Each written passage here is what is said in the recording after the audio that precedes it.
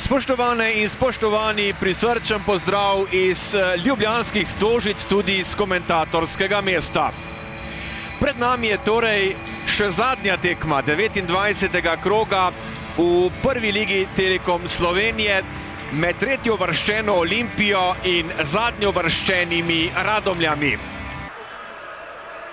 Tudi četrti kot izvaja Vobej priložnost in tokrat za malenkost preko gola. Zdaj le morda priložnost za učinkovit napad gostov. Šipek po sredini, Šipek. Lepo je našel Gajiča. Gajič strelja in tam ga je odlično blokiral Mitrović.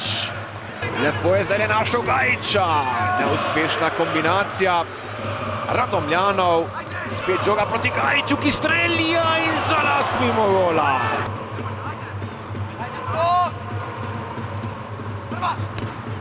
Žoga proti bližnji vratnici, pa potem znova poizkus podaje, ki se ni najbolje posrečil. Gneča pred vrati, streli, gol!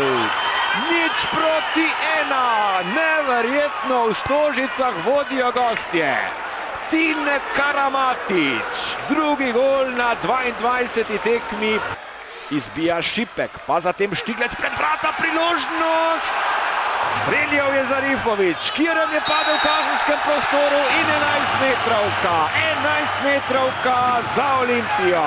Rok Jazbec in zdajle ima Leon Benko priložnost za izenačenje. Streli, Prečka rešuje igralce Radomelj. Videli bomo, kaj bo iz tega priložnost za Kirma in spet se rešujejo Radomljani. Josipa Baliča, jubilejni, kar 10. kot za Olimpijo na nocojšnji tekmi. Priložnost za Zarifovića, Gneča in gol!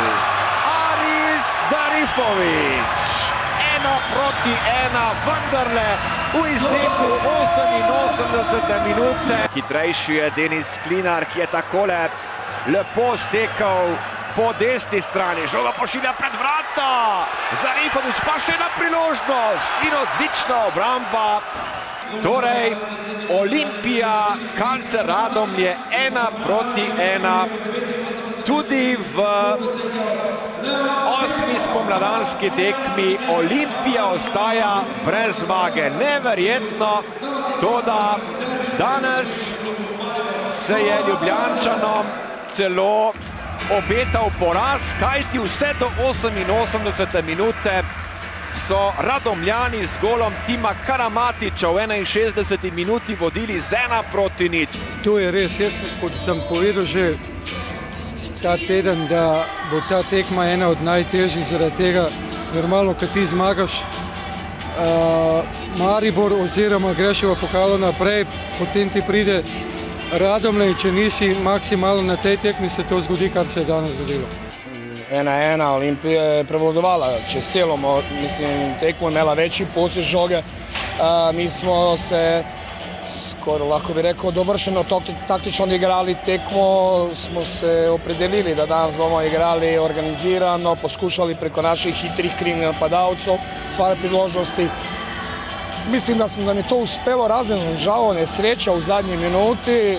Mislim, da bi lahko zaslužili več danes kot samo eno točko, ampak proti eni Olimpiji, kak sam rekel v napovedi za tekmo proti moštvu, ki je precej bolj izkušeno, bolj kakovostno kot mi, tudi ena točka v Ljubljani je uspeh.